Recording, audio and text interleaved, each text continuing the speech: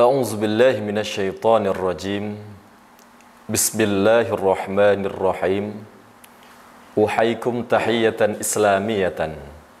Tahiyatan ahlul Quran wa tahiyatan ahlul jannah. Assalamualaikum warahmatullahi wabarakatuh. Innal hamdalillah nahmaduhu wa nasta'inuhu wa nastaghfiruh. Wa na'udzu billahi min syururi anfusina wa min sayyiati a'malina. May yahdihillahu fala mudhillalah wa may yudlil fala hadiyalah. Asyhadu an la ilaha illallah wa asyhadu anna Muhammadan abduhu wa rasuluh. Allahumma salli ala sayyidina Muhammad wa ala ali sayyidina Muhammad. Qala Allah Ta'ala fi Qur'anihil Karim. A'udzu billahi minasy syaithanir rajim. Wa nunazzilu minal Qur'an ma huwa shifaa'un wa rahmatun lil mu'minin wa la yaziduz zalimina illa khasara. Al-ayah. Para pemirsa yang dirahmati Allah Subhanahu wa Ta'ala, marilah bersama-sama kita panjatkan puji syukur kita kehadirat Allah Subhanahu wa Ta'ala yang mana telah memberikan kita berkah, hidayah, inayah, serta banyak sekali nikmat yang Allah berikan kepada kita, sehingga kita bisa menyaksikan acara pada sore hari ini, dan mudah-mudahan Allah selalu melindungi kita dalam setiap keadaan kita.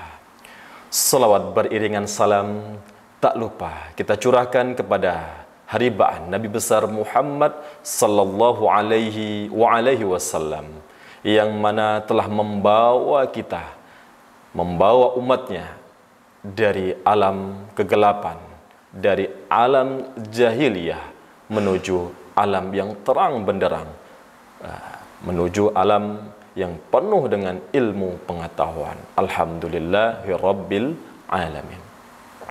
Ma'asyiral muslimin wal muslimat rahimani wa rahimakumullah. Alhamdulillah, pada Ramadan kita tahun ini Allah masih memberikan kita nafas, Allah masih memberikan kita kehidupan, Allah banyak sekali memberikan kita nikmat sehingga kita bisa melaksanakan ibadah-ibadah amaliyah wajib maupun sunnah yang insya Allah yang ganjarannya dilipat gandakan oleh Allah Subhanahu wa Ta'ala. Para pemirsa yang dirahmati Allah Subhanahu wa Ta'ala, Allah Subhanahu wa Ta'ala menurunkan penyakit, pasti juga akan menurunkan dawanya, menurunkan obatnya. Fi kulli da'in dawaun. Setiap penyakit pasti ada obatnya. Allah Subhanahu wa Ta'ala tidak akan menguji hambanya ya, sampai melebihi batas. Pasti hamba tersebut akan dibantu oleh Allah Subhanahu wa Ta'ala. Sebagaimana yang kita lihat di masyarakat sekitar kita, banyak sekali pengobatan-pengobatan yang na'udzubillah, yang tidak sesuai dengan syariat yang telah Rasulullah ajarkan. Banyak pengobatan-pengobatan di masyarakat kita yang sampai mengeluarkan biaya-biaya yang besar sekali untuk pengobatan-pengobatan yang syirkiyah. Banyak kita melihat di televisi ya, pengobatan-pengobatan yang syirik yang mengajarkan kepada masyarakat kita tentang pengobatan-pengobatan yang bukan dianjurkan oleh Rasulullah sallallahu alaihi wasallam. Ya. Pengobatan apa itu? Yaitu pengobatan ruqyah syirkiyah. Ruqyah yang tidak disyariatkan oleh Rasulullah sallallahu alaihi wasallam. Mari kita tuntaskan nanti, kita bahas bagaimana perbedaan antara ruqyah syar'iyah dan ruqyah ghairu syar'iyah atau ruqyah syirkiyah. Para pemirsa yang dirahmati Allah Subhanahu wa taala. Sebelum kita membahas ke dalam ruqyah syar'iyah dan ruqyah ghairu syar'iyah atau syirkiyah, mari kita pahami apa itu ruqyah. Baik. Ruqyah berasal dari bahasa Arab yang dalam katanya ar-ruqa, ya, dalam bentuk jamaknya ruqyah, ya. Maknanya ialah al-qiraah, yang artinya sebagaimana yang kita ketahui, al-qiraah dari qiraah, artinya membaca. Nah, ar-ruqyah dalam Kamus Al-Munawwir diartikan sebagai mantra atau jampi-jampi, ya. Ruqyah, doa perlindungan, jamaknya ruqa, dikatakan peruqyah atau meruqyah dengan suatu jampi jika ia meminta perlindungan dan menghembuskan napas dalam doanya. Pengertian ini sebagaimana diungkapkan oleh Imam Al-Azhari dalam Tahzibul Lughah. Dalam bahasa Indonesia pun, di Kamus Bahasa Indonesia, ruqyah adalah segala apa yang berhubungan dengan pesona atau guna-guna atau sihir dan sebagainya. Nah, Imam Ibnu Atsir menuturkan juga ruqyah adalah doa perlindungan di mana orang yang sakit seperti demam, kerasukan dan lain sebagainya dari berbagai penderitaan diobati dengan ruqyah. Selanjutnya, namun pengertian yang lebih mapan memenuhi aspek ma'ani jami', yakni apa yang diungkapkan oleh Muhammad Yusuf Al-Jurani. Ia menyimpulkan setelah mengumpulkan berbagai pengertian ruqyah syar'iyah yang diungkapkan para ulama, ruqyah yakni doa perlindungan, pencegahan bagi orang yang sakit dengan membaca ayat-ayat Al-Qur'anul Karim dengan nama asma-asma Allah, sifat-sifat, di samping doa-doa syar'i yang menggunakan bahasa Arab atau selain bahasa Arab yang diketahui maknanya, disertai hembusan nafas untuk memelihara kesehatan, menolak bala dan mengangkat penyakit. Makna ruqyah adalah seperti yang kami jelaskan tadi, bahwa ruqyah adalah bentuk doa, bentuk perlindungan kepada Allah, bukan bentuk perlindungan kepada selain dari Allah. Maka ketika kita meminta perlindungan selain kepada Allah, maka jatuhnya ke dalam syirik, dan ini na'udzubillah, dosa yang tidak bisa diampuni oleh Allah Subhanahu wa taala. Na'udzubillah wa na'udzubillah. Baiklah para pemirsa yang dirahmati Allah Subhanahu wa taala. Sebelum kita akan menjauh membahas tentang ruqyah ini, dan juga insya Allah kita akan mempraktekkan bagaimana teknik ruqyah dari seorang peruqyah, maupun bagaimana nanti titik-titik tempat jin dan sebagainya yang insya Allah akan kita paparkan di akhir nanti.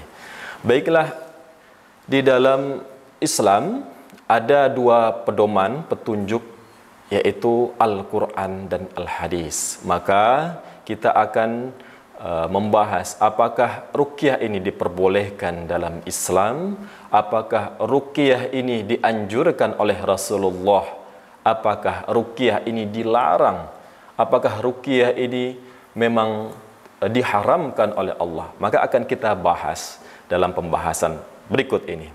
Baiklah pemirsa yang dirahmati Allah Subhanahu wa taala.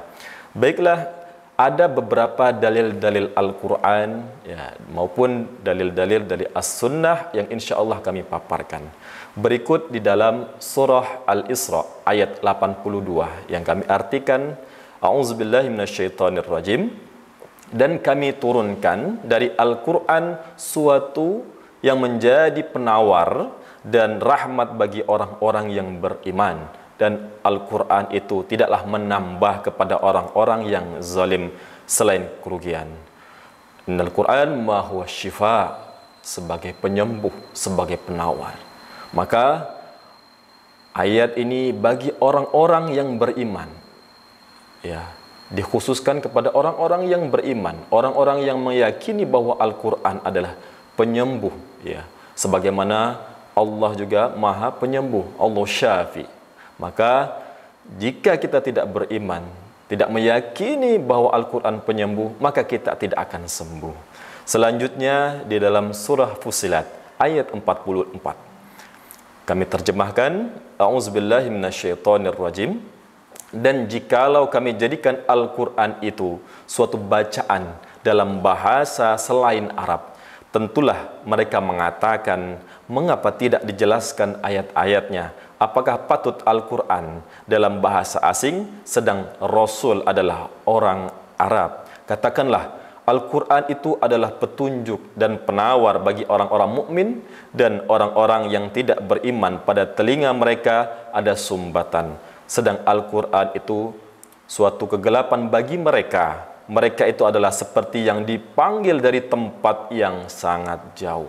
Begitulah dalam dalil di dalam Al-Quran. Baiklah, kita akan bahas tentang dalil-dalil di dalam As-Sunnah atau Kalamur Rasul atau Al-Hadis. Berikut adalah dalil-dalil As-Sunnah tentang ruqyah. Para pemirsa yang dirahmati Allah Subhanahu wa taala, ini salah satu tauladan Rasulullah tentang pengobatan-pengobatan tibun nabawi, ya. Pengobatan-pengobatan yang memang dianjurkan oleh Rasulullah sallallahu alaihi wasallam, ya. Yang pertama di dalam dalil as-sunnahnya, Nabi sallallahu alaihi wasallam melakukan ruqyah mandiri, ya. Insyaallah nanti kita akan jelaskan juga, kita praktekkan bagaimana ruqyah mandiri, bagaimana ruqyah mandiri yang dianjurkan oleh Rasulullah sallallahu alaihi wasallam. An Aisyah radhiyallahu anha qalat kana Rasulullah sallallahu alaihi wasallam idza awa ila firashihi nafatha fi kaffaihi bikul huwallahu ahad wa bil muawwidhataini jami'an thumma yamsahu bihima wajhahu wa ma balagat yadahu min jasadihi. Qalat Aisyah falamastaka kana ya'muruni an af'al dzalika bihi.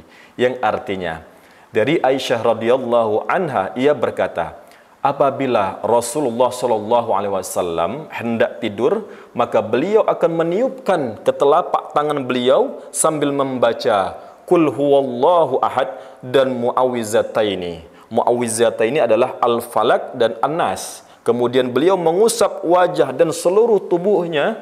Aisyah berkata, ketika beliau sakit, beliau menyuruhku melakukan hal itu. Hadis riwayat Bukhari.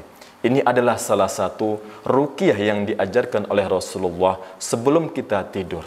Bagaimana ketika kita tidur banyak sekali gangguan-gangguan dari jin, gangguan-gangguan dari syaitan masuk ke dalam mimpi-mimpi kita, membuat tatakhayal sehingga kita menjadi lemah imannya. Maka Rasulullah pun mengajarkan kita, menganjurkan untuk melakukan ruqyah mandiri. Maka janganlah antum semuanya beranggapan bahwa ruqyah tidak diajarkan oleh Rasulullah sallallahu alaihi wasallam. Yang kedua, para pemirsa yang dirahmati Allah Subhanahu wa taala. Yang kedua, Nabi sallallahu alaihi wasallam meruqyah keluarganya. Subhanallah. An Aisyah radhiyallahu anha anna Nabi sallallahu alaihi wasallam kana yu'awwidhu ba'd ahlihi yamsahu biyadihi al-yumna wa yaqulu Allahumma rabban nasi adhibil ba'sa ishfihi wa anta syafi la shifaa illa shifauk shifaan la yughadiru saqaman. Yang artinya, pemirsa, Aisyah radhiyallahu anha berkata, Rasulullah sallallahu alaihi wasallam, apabila ada orang yang sakit di antara kami, beliau menyentuhnya dengan tangan kanannya. Kemudian beliau berkata, Ya Allah, hilangkanlah penyakit ini, wahai penguasa seluruh manusia, sembuhkanlah. Engkaulah penyembuh, tidak ada kesembuhan kecuali kesembuhan yang datang darimu, ya Allah. Sembuhkan dengan kesembuhan sempurna tanpa meninggalkan rasa sakit. Hadis riwayat Bukhari. Bagaimana yang kedua, Rasulullah mengajarkan kita untuk melakukan ruqyah terhadap keluarga kita. Apabila anak kita malas beribadah, apabila kita telat atau sering bangun terlambat ketika solat subuh, atau istri kita yang selalu sering marah dan sebagainya, boleh kita meruqyahnya dengan bacaan-bacaan yang baik, bacaan-bacaan dari Al-Quran atau bacaan-bacaan dari bahasa yang dipahami.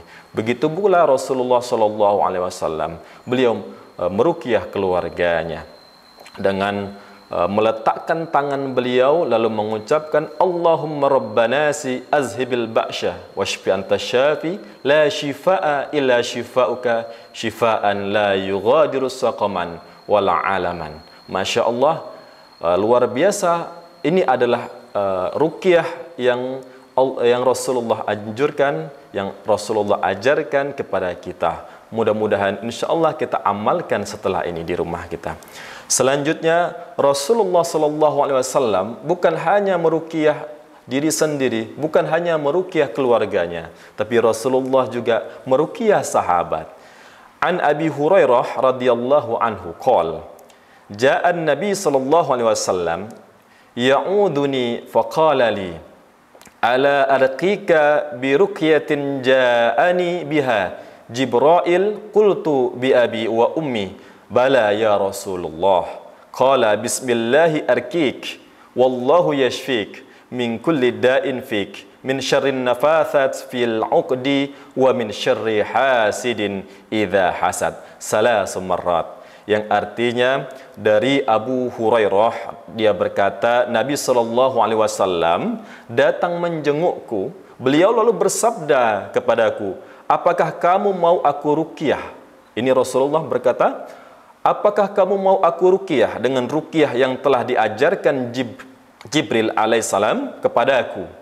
Aku menjawab, demi ayah dan ibuku, tentu ya Rasulullah. Beliau lantas membaca dengan nama Allah, aku meruqyahmu, dan Allah yang menyembuhkanmu dari setiap penyakit yang menimpamu, dari kejahatan wanita-wanita tukang sihir yang menghembus pada buhul-buhul, dan dari kejahatan pendengki apabila ia dengki. Nabi SAW mengulangnya 3 kali. Hadis riwayat Ibnu Majah, dalam sanadnya ada Asim bin Ubaidillah bin Asim bin Umar al-Umari.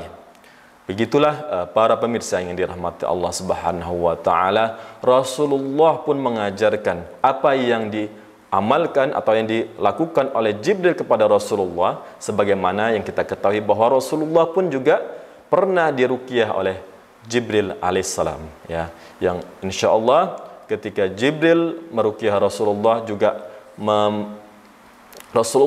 juga memerintahkan atau mengajarkan kepada umatnya untuk melakukan ruqyah ini. Selanjutnya Rasulullah SAW meruqyah cucu kesayangannya. Siapa lagi? Yaitu Hasan dan Husain.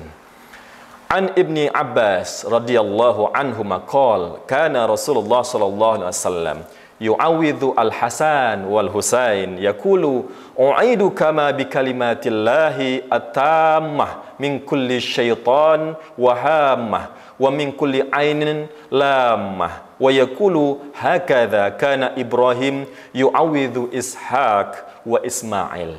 Dari Ibnu Abbas radhiyallahu anhu ia berkata, dahulu Rasulullah sallallahu alaihi wasallam sering mendoakan Hasan dan Husain dengan mengucapkan, aku melindungi kalian dengan kalimat Allah yang sempurna dari setiap syaitan dan binatang berbisa, serta dari pandangan yang dengki. Dan beliau berkata, demikianlah dahulu Ibrahim melindungi Ismail dan Ishak alaihi wassalam. Hadis riwayat Tirmizi. Masya Allah, ini adalah salah satu hadis yang memaparkan bahwa Rasulullah pun pernah meruqyah dari cucu kesayangan baginda Rasulullah, yaitu Hasan dan Al-Husain. Selanjutnya Nabi SAW membolehkan ruqyah. Qala Abu Zubair sami'tu Jabir bin Abdullah radhiyallahu anhu yaqul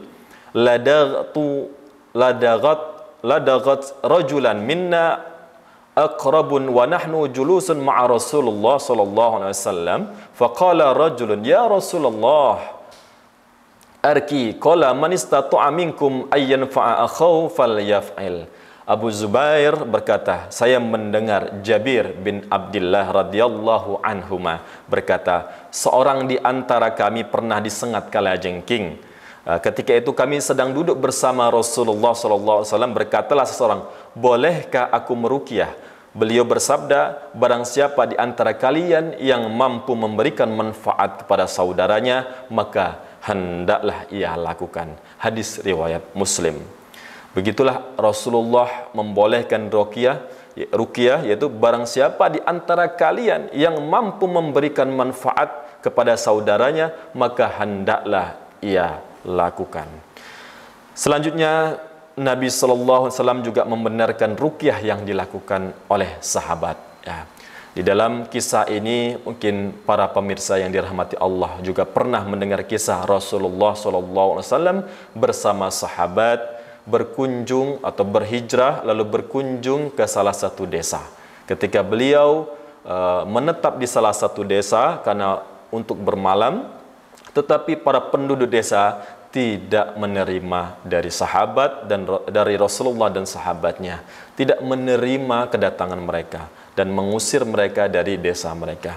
Lalu apa yang dilakukan Rasulullah? Lalu Rasulullah dan sahabat pun pergi melanjutkan perjalanan dan bermukim, berkemah di sekitaran desa. Lalu ketika itu, di saat itu juga para pemimpin desa atau pemimpin desa mereka mengalami penyakit, tersengat tersengat bisa yang tidak bisa sembuh. Ketika itu sudah diobati dengan segala macam obat tapi tidak sembuh juga. Maka ada utusan dari desa mengunjung atau mendatangi dari sahabat, ya. Dia mengejar Rasulullah dan sahabat tadi ke pemukiman, ke tempat kemah mereka. Lalu utusan dari desa ini mendatangi sahabat bertanya, wahai fulan, apakah ada di antara kalian yang bisa memberikan pengobatan kepada pemimpin kami? Karena pemimpin kami terkena penyakit yang belum bisa disembuhkan sampai sekarang. Lalu sahabat pun berkata, mengapa Anda atau penduduk desa mengusir kami? Tadi kamu mengusir kami dari desa, sekarang kamu menyuruh kami untuk datang untuk mengobati pemimpinmu.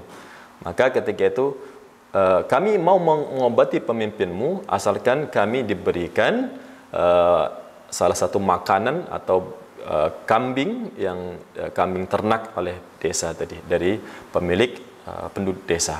Maka penduduk desa mengiyakan. Akhirnya sahabat Rasulullah pun mendatangi dari pemimpin desa tadi. Yang dibacakan adalah surat Al-Fatihah, hanya surat Al-Fatihah. Lalu pemimpin ini berdiri tanpa ada rasa sakit sebelumnya, dia bisa berdiri dan sembuh luar biasa. Allah menyembuhkannya.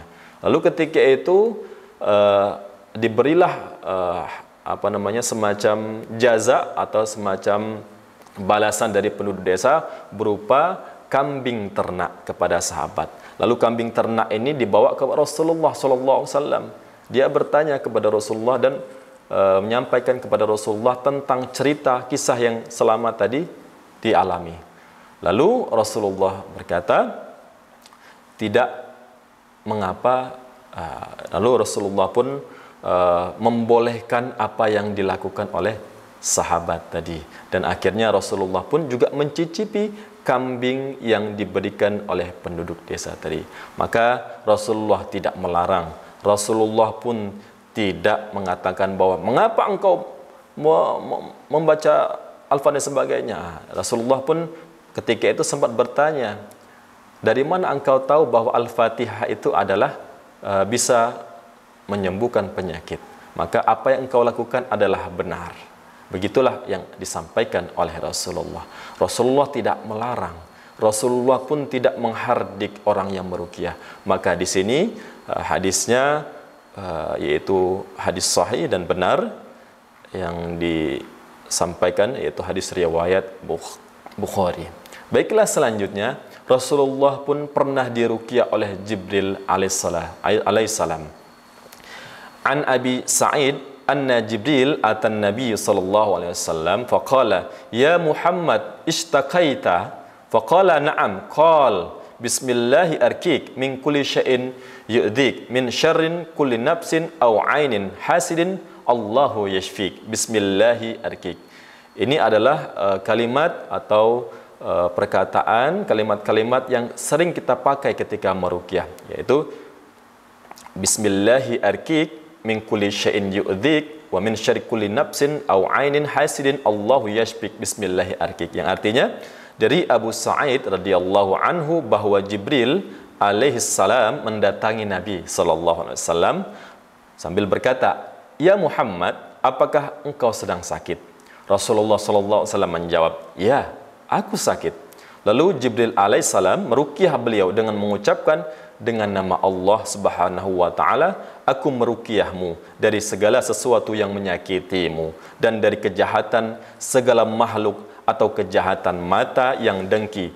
Allah lah yang menyembuhkanmu dengan nama Allah Subhanahu wa taala, aku meruqyahmu. Hadis riwayat Muslim. Para pemirsa yang dirahmati Allah Subhanahu wa taala, maka ruqyah yang ruqyah syar'iyah ini adalah ruqyah yang memang dianjurkan oleh Rasulullah sallallahu alaihi wasallam. Tapi ingat, ada juga ruqyah yang syirkiyah yang hampir mirip dengan ruqyah syar'iyah, yang mana peruqyahnya pun sama menggunakan pakaian-pakaian Islami, sama menggunakan media-media Islami.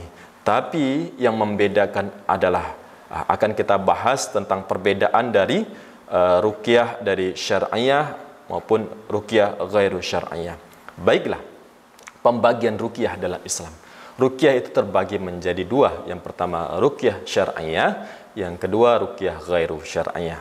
Apa itu ruqyah syar'iyah? Ruqyah syar'iyah adalah bacaan-bacaan atau pengobatan-pengobatan yang sesuai dengan syariat, yaitu berdasarkan riwayat yang sahih atau sesuai ketentuan-ketentuan yang telah disepakati oleh para ulama.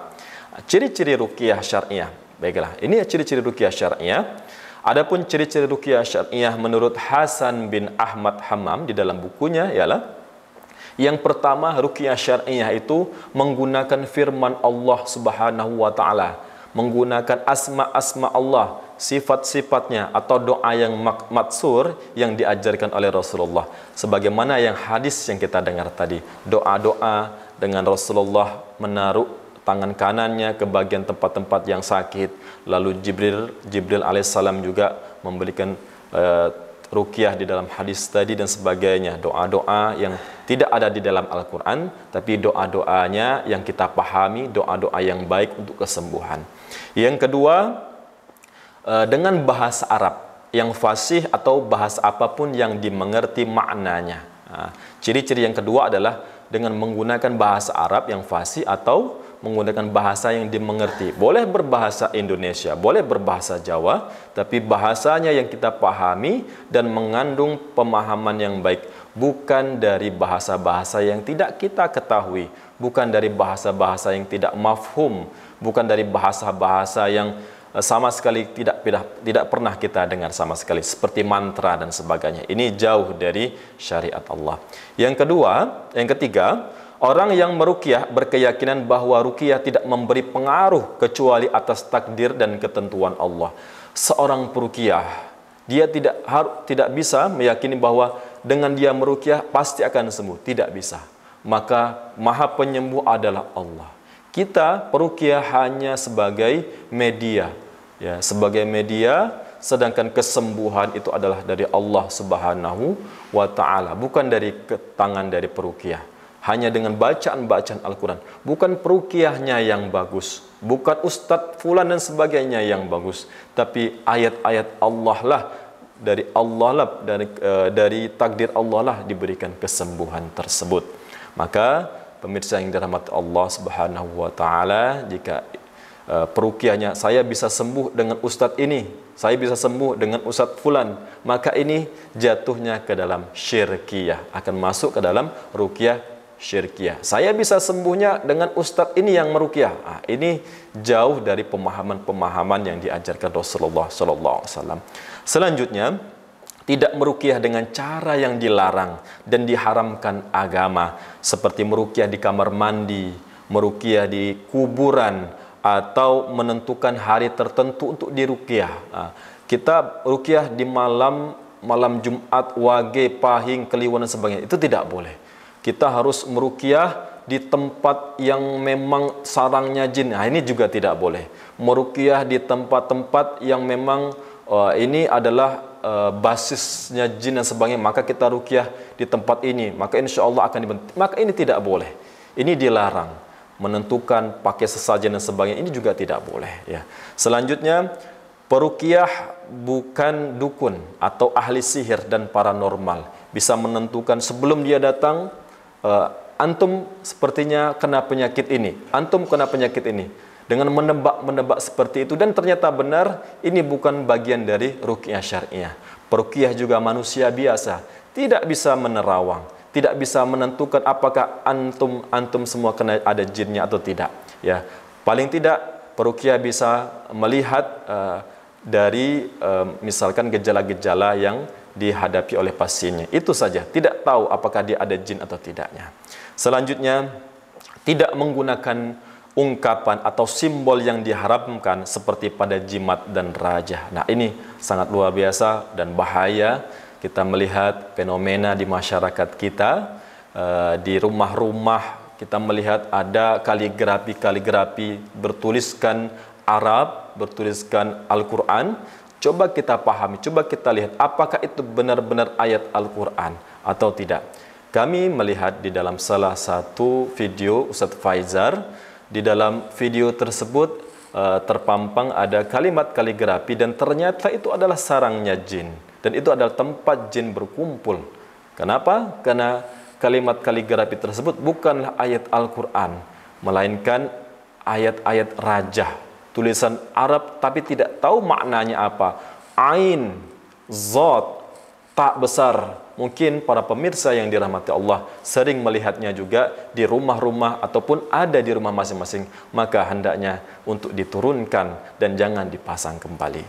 Selanjutnya, tidak meminta sesajen atau tidak meminta tumbal, tidak meminta ayam potong, ayam berwarna hitam, minta darahnya, atau meminta sesajen-sesajen, uang dan sebagainya. Ini tidak diperbolehkan. Ini bukan ruqyah syariah. Ini termasuk ruqyah yang syirkiyah, yang ghairu syariah. Dan ini luar biasa dan berbahaya, pemirsa.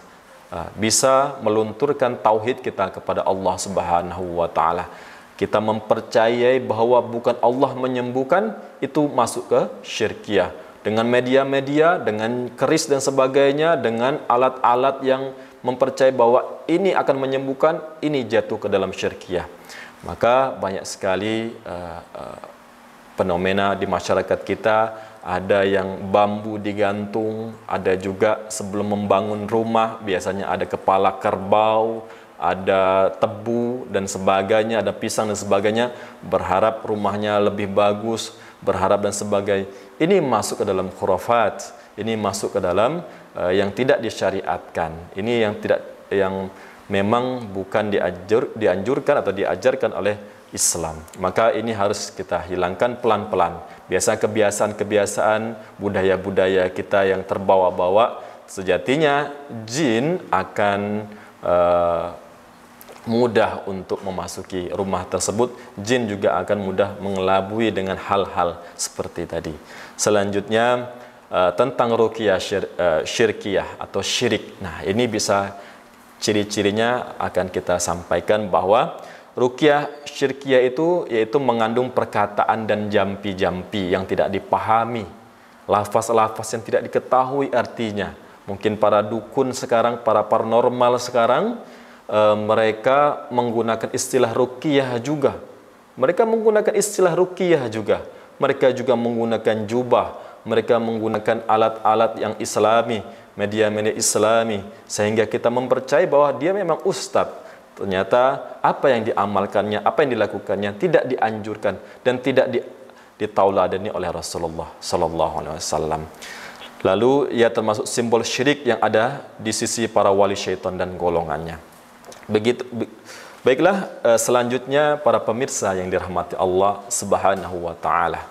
Ciri-ciri ruqyah syirkiyah yaitu dari seorang Syekhul Islam yang sebagai pakar dari ruqyah, yaitu Syekh Wahid Abdul Salam Bali, di dalam bukunya menyebutkan ciri atau tanda ruqyah syirkiyah ialah sebagai berikut.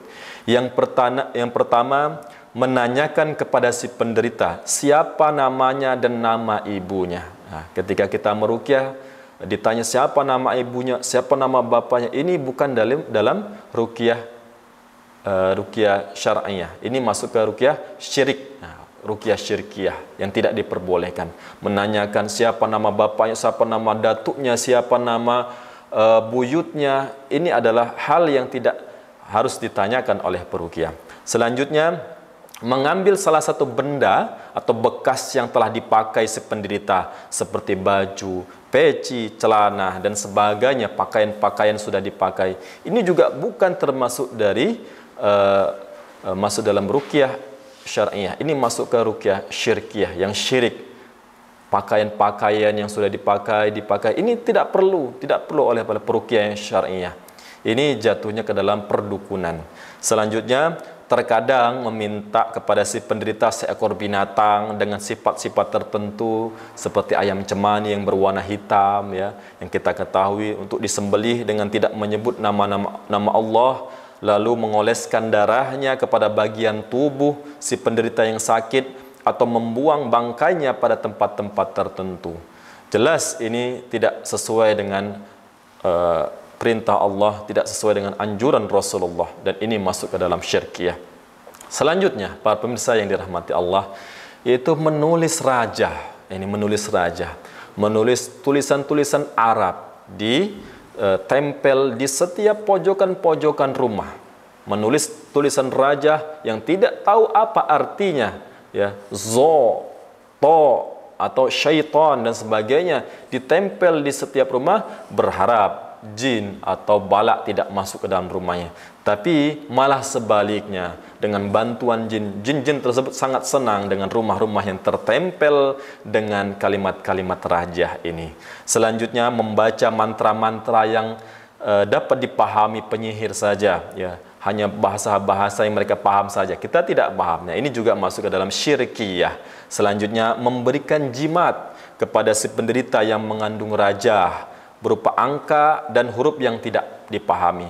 Ada juga berbentuk kalung, macam-macam. Ada juga berbentuk Al-Quran kecil, ada yang juga berbentuk keris kecil dan sebagainya, yang bentuknya benda-benda yang diberikan kepada kita. Maka ini masuk ke dalam ruqyah syirkiyah.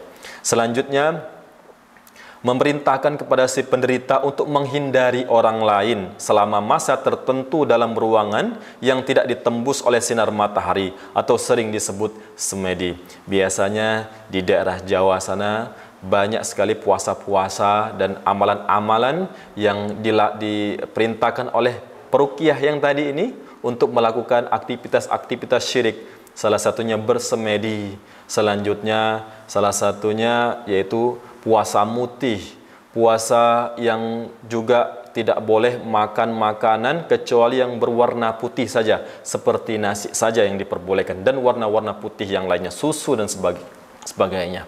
Selanjutnya, ada juga yang tidak boleh di bawah dari atap rumah. Jadi tidurnya selama berbulan-bulan itu di luar rumah. Tidak boleh selama proses pengilmuan tersebut, tidak boleh di bawah atap rumah. Ini juga salah satu amaliyah-amaliyah yang syirkiyah. Selanjutnya juga disuruh membaca ayat-ayat yang di luar normal manusia. Membaca misalkan Yasin sampai 100 juta kali, membaca ayat ini sampai ribuan kali dan sebagainya. Sampai ini bukan masuk ke dalam syariah, malah masuk ke dalam syirkiyah, ya. Bacaan Al-Qur'annya bagus, tetapi amaliyah-amaliyahnya dari luar normal manusia. Membaca jutaan kali, membaca miliaran kali, dan ini tidak dianjurkan oleh Rasulullah sallallahu alaihi wasallam.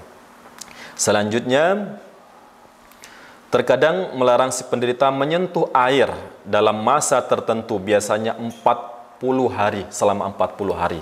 Tidak diperbolehkan untuk menyentuh air dan sebagainya. Terus selanjutnya memberikan kepada si penderita benda-benda yang harus ditanam di dalam tanah, seperti bukhul kepada si penderita, lembaran kertas, rambut dan sebagainya. Begitulah para pemirsa yang dirahmati Allah Subhanahu wa taala. Ini sangat luar biasa bahayanya, karena perbedaan antara ruqyah syar'iyah dan ghairu syar'iyah ini sangat tipis. Peruqyahnya pun sama, amalan-amalannya pun sama, tapi mereka tambah-tambahkan. Dan juga amalan-amalan yang tadi yang kami sampaikan tadi hendaknya dijauhi. Ikutilah ada ruqyah-ruqyah yang dianjurkan Rasulullah. Tidak dilebih-lebihkan, tidak dilebay-lebaykan. Ini adalah amalan-amalan yang memang dianjurkan Rasulullah menggunakan ayat-ayat Al-Quran, bukan ayat-ayat selain Al-Quran. Baiklah pemirsa yang dirahmati Allah Subhanahu wa taala, berikut akan kita jelaskan bagaimana praktek ruqyah mandiri dan juga ruqyah meruqyah dari pasien kita. Baiklah. Sebelumnya kami akan membahas bagaimana ruqyah yang diajarkan oleh Rasulullah sallallahu alaihi wasallam, yaitu ruqyah mandiri. Baiklah, para pemirsa yang dirahmati Allah Subhanahu wa taala, sebelum kita tidur, hendaknya sebelum kita tidur kita bacakan ayat-ayat ruqyah yang kita hafalkan saja. Insyaallah hafal semua. Yang pertama surat Al-Fatihah, kita bacakan surat Al-Fatihah. Yang kedua bacaan surat Qul huwallahu ahad, selanjutnya surat Qul a'udzu birabbil falaq dan surah Qul a'udzu birabbin nas. Surat Al-Ikhlas, surat Al-Falaq dan juga surah An-Nas, ditambah juga ayat kursi. Ayat-ayat yang kita hafalkan insyaallah mudah dihafalkan, dibacakan, tapi luar biasa bentengnya untuk melindungi kita dari segala macam mara bahaya dan dari segala macam gangguan-gangguan jin dan syaitan. Yaitu yang pertama kita bacakan lalu kita tiupkan. Kita tiupkan ke tangan. Setelah ditiupkan sesuai diajarkan oleh Rasulullah, maka diusapkan ke muka. Setelah diusapkan ke muka, kita usapkan ke seluruh tubuh kita sampai ke ujung jari kaki kita. Nah, diusapkan, dimandikan ke badan kita. Dimandikan, ya insya Allah apa yang diajarkan Rasulullah itu adalah salah satu kebaikan dan juga sunnah. Selain kita mendapatkan pahala, juga kita insya Allah terbebas dari gangguan jin dan syaitan. Itu salah satu ruqyah mandiri. Yang kedua, ruqyah mandiri yang kedua, dengan bacaan tadi, boleh tangan kiri kita memegang bagian perut sebelah kanan, ya, atau boleh sebelah kiri, bebas di bagian perut kita. Lalu setelah kita pegang perut kita, kita bacakan di sebelah tangan kita ini adalah bacaan-bacaan ayat-ayat ruqyah yang kita hafalkan. Ya, kalau misalkan para pemirsa juga ingin dengan ayat-ayat ruqyah yang lain juga bisa yang lebih panjang, ya insyaallah. Yang pendek pun juga tidak masalah. Dibacakan, lalu setelah kita bacakan selesai, perut kita ini kita putar. Kita putar dengan seperti arah jarum jam, kita putar. Setelah kita putar, kita bacakan terus, kita putar. Kita tarik ke atas, kita tarik ke bagian atas. Kita tarik bagian atas. Jika nanti ada rasa ingin muntah dan sebagainya, muntahkan. Ya, kita putar, kita tarik ke atas. Kita putar terus, baca terus sampai nanti memang dada kita mulai enak, mulai tidak ada engap dan sebagainya. Ya, itu insya Allah cara-cara ruqyah secara mandiri, bisa seperti itu. Yang ketiga ruqyah mandiri dengan media air di dalam botol, ya mungkin air mineral dan sebagainya di dalam botol. Kita buka, tutup botolnya. Ya, kalau mungkin pemirsa yang dirahmati Allah di rumah bisa mempraktekkan botol lalu dibuka, kita bacakan ayat-ayat ruqyah. Ya, yang kita hafalkan maupun boleh dengan bacaan, boleh dengan melihat Al-Quran, boleh. Lalu dibacakan Al-Fatihah, ditiupkan pelan-pelan sampai 3 kali ditiupkan. Bacaan selanjutnya surat Trikul, Al-Ikhlas, Al-Falaq, An-Nas, ditiupkan lagi sampai 3 kali. Ayat kursi begitu juga, setelah selesai membacakan ayat ditiupkan lagi, selesai ditutup kembali, lalu kita minumkan, dihabiskan. Sisanya boleh dimasukkan ke dalam kamar mandi atau di dalam kubah kamar mandi untuk menjadi mandi kita. Ya, insya Allah itu adalah salah satu ruqyah mandiri yang insya Allah akan dijauhkan dan akan terjauh atau terhindar dari mara bahaya jin dan syaitan dan sebagainya. Itu adalah cara ruqyah mandiri. Dan apabila setelah minum tadi rasa ingin ada muntahan, ada panas badan dan sebagainya, maka dipijit ke atas, ya, muntahkan saja. Itu adalah dari efek reaksi jin yang tidak betah, yang terganggu dengan bacaan ayat ruqyah tadi. Ketika dia sudah tidak nyaman di dalam tubuh kita, itu tinggal keluar saja. Dia akan keluar bukan hanya dari muntahan saja. Jin itu akan keluar dari pori-pori kita, dari helaan napas kita, dari dari angin yang keluar dari bawah kita, dan juga dari muntahan tadi. Dia akan keluar dari setiap lubang-lubang yang ada di sekitar tubuh kita. Begitu para pemirsa yang dirahmati Allah Subhanahu wa taala. Selanjutnya kita akan membahas bagaimana titik-titik ruqyah. Baiklah. Nabil, titik-titik ruqyah untuk meruqyah. Bisa ya. Nah, ini siswa kita dari SMA IT Nurul Ilm Jambi, Muhammad Nabil Suki, ya, kelas 10B. Insyaallah kita akan bagaimana teknik ruqyah syar'iyah yang memang diajarkan oleh Rasulullah, yang memang kita terapkan, yang memang sesuai dengan anjuran. Nah, kita coba untuk cara meruqyah yang pertama, ya. Kami di dalam guru kami juga menyampaikan tentang teknik-teknik ruqyah ini. Yang pertama yaitu sebelum kita meruqyah, kita memohon perlindungan kepada Allah Subhanahu wa taala, meminta perlindungan, membaca bismillah dan sebagainya. Lalu kita melindungi diri kita sendiri dulu. Selesai sebagaimana yang dianjurkan Rasulullah, ruqyah mandiri, baru kita meruqyah dari pasiennya tadi. Yang pertama, tekniknya bisa kita seluruh jari kita bisa menempelkan di bagian-bagian pipi dan bagian tengkuk belakang atau belakang leher dari pasiennya. Nah, begini bisa kita contohkan, ya, titiknya. Boleh kita kalau melihat dari belakang, mohon maaf, ya. Titiknya yaitu di titik sini. Ada belakang leher, jadi antara leher ini ada tulang lembut di sini, itu yang bagian yang harus ditekan. Selanjutnya, seluruh jari kita menekan bagian-bagian yang ada di sekitar sebelah pipi, sebelah kanan dan kiri, dan di bawah telinga. Ya, bisa kita lihat, bisa bagian sini, bisa sini, seluruhnya kita tekan. Nih. Jadi ruqyah syar'iyah yang benar yaitu bukan hanya ditekan saja, bukan hanya dipijit. Kalau dipijit itu bukan ruqyah. Maka harus kita bacakan ayat-ayat Al-Qur'an, ayat-ayat ruqyah. Maka kita bacakan ayat ruqyah yang Al-Fatihah, yang mungkin belum hafal ayat-ayat ruqyah, boleh ayat-ayat yang mudah dihafal. Al-Fatihah, Trikul, dan juga ayat kursi. Cukup itu saja dibacakan. Nanti setelah dia mulai merasa ada reaksi, maka nanti boleh kita dudukkan atau tetap berdiri seperti ini, tidak masalah. Dia akan bereaksi ketika kita bacakan ayat ruqyah jika ada jin dan sebagainya. Ya, seperti itu. Selanjutnya bisa juga dengan kita bagian atasnya kita pegang di bagian kepala atas. Nah, kita bacakan ayat-ayat ruqyah.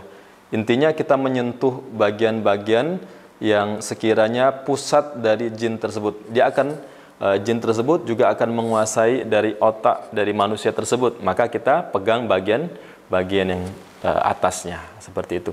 Selanjutnya di belakang, di punggung belakang ada titik belakang di ujungnya punggung.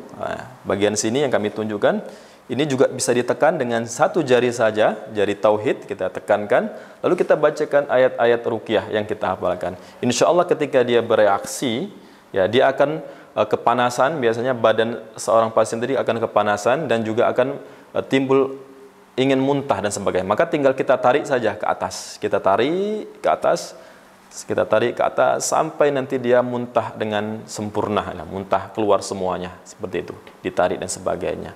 Ya, para pemirsa yang dirahmati Allah Subhanahu Wa Taala, ada juga ini hanya dasarnya saja. Ada juga ketika sudah dia reaksi, mungkin jinnya berdialog dan sebagainya, kepanasan, boleh kita ajak dialog. Ya, kita Islamkan. Kalau dia tanya agamanya, kalau dia agamanya beragama non-Muslim, kita bisa mengislamkan dia beragama. Ada juga jin bermacam-macam agamanya, ada yang tidak mempunyai agama. Bisa kita Islamkan terlebih dahulu, selanjutnya baru kita ancam, ya, kita hentakkan suara kita agak lebih keras, ya. Biasanya jin tersebut akan menyerupai sebagai monster atau yang menakutkan kita. Kadang berbentuk dia silat ketika ada dan sebagainya. Maka kita jangan takut, ya. Kita jangan takut. Dia hanya lemah.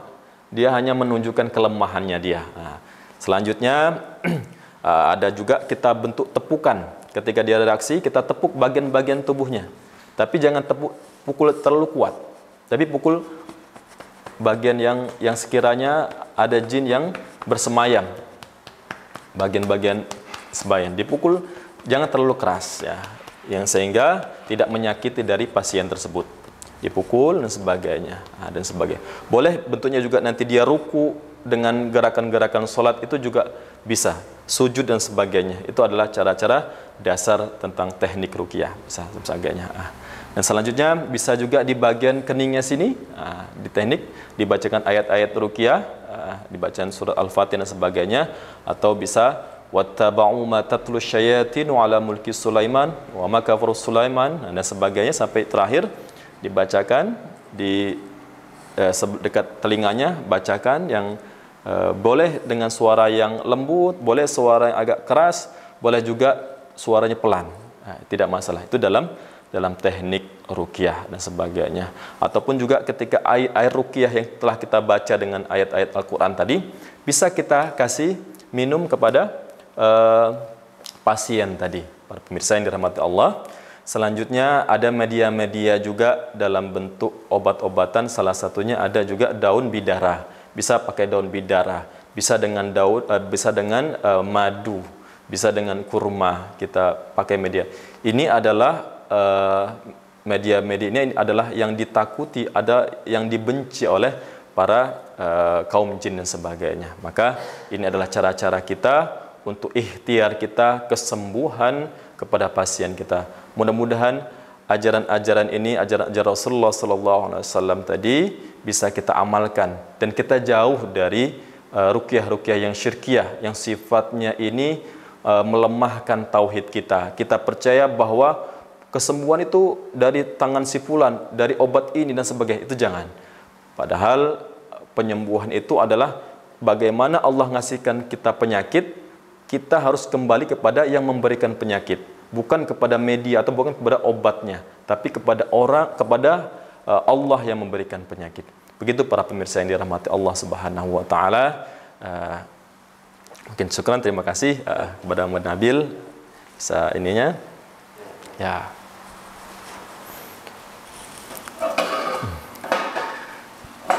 Baiklah para pemirsa yang dirahmati Allah Subhanahu wa taala, begitu tadi praktek dasarnya tentang ruqyah. Mungkin mudah-mudahan nanti bisa kita syiarkan lagi tentang ruqyah syar'iyah ini, ruqyah yang memang di Tibun Nabawi yang diajarkan oleh Rasulullah sallallahu alaihi wasallam. Bisa kita amalkan di rumah kita, kepada anak kita, sebagaimana Rasulullah kepada cucunya, kepada istrinya, kepada sahabatnya. Insya Allah mudah-mudahan ketika kita banyak yang melakukan amaliyah-amaliyah ruqyah yang syar'iyah ini, Mudah-mudahan ruqyah yang syirkiyah ini tadi semakin berkurang, semakin habis ya insyaallah, mudah-mudahan habis dan jauh dari kesyirikan. Wallahu a'lam bissawab. Subhanakallahumma wa bihamdika asyhadu an la ilaha illa anta nastaghfirullah wa atubu ilaih. Syukran ala ihtimamikum wal afu minkum. Assalamualaikum warahmatullahi wabarakatuh.